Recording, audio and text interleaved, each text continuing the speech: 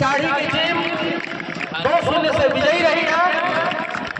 मौजूद हैं और इनके द्वारा जो है खिलाड़ियों से आज मिला जाएगा, उसके बाद जो है डिस्ट्रिक्ट किया जाएगा। अब हम लोग जाकर जो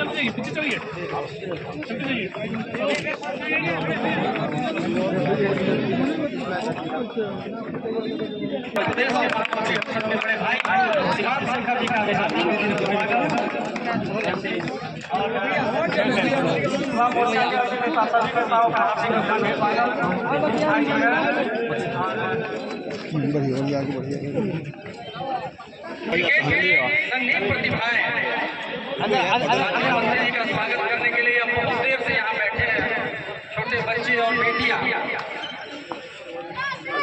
अरे भैया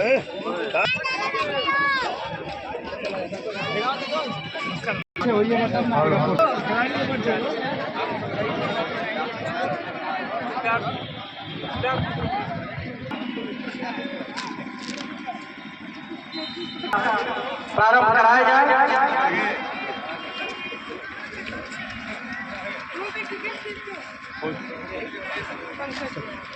माननीय हम उनको श्रद्धांजलि और हम सभी के बीच बिहार आदरणीय बहन श्री सिंह जी हम सभी के बीच भारतीय जनता पार्टी के जिला अध्यक्ष बड़े भाई प्रकाश भुवन जी हम सभी के बीच जिला पार्टी क्रीड़ा मंच के प्रदेश के संयोजक गोल्डी जी हम सभी के बीच